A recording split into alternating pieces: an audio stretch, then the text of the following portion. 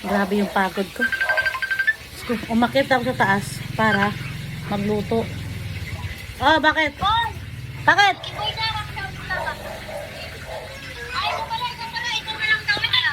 Ah!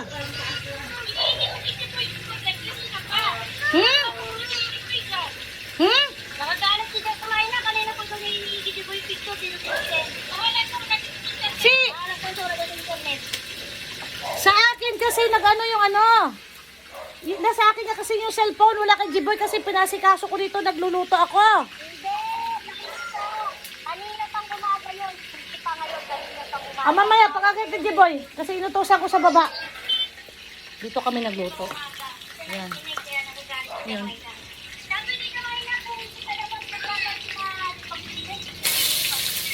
Ano yan? Ano yan? Yung dalawang tao na nagkamali, nakakala mo yun ang maglilinis, nalinis mo pa rin.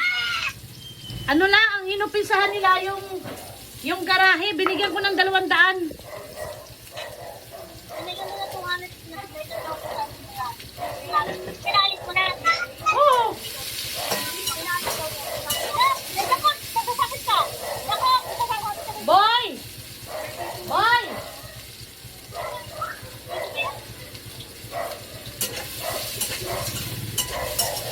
Kasi kanina pa umaga yan. Sinabihan ko rin, sabi niya may Nasa akin nga yung cellphone ni Jiboy, kaya hindi niya namomonitor.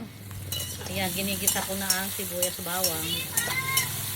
kanina pa umaga pag nagising ni Jiboy, nasa kanyang pa-cellphone nung hindi niyo ngayon. Di mo ba maintindihan si Mama? Ah, late na siya nagising. Alas 8 na siya nagising. Bakit ba?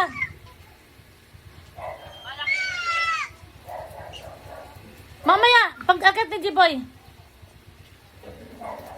Ayan. Pag nag-translucent na to, pwede na. Ayan.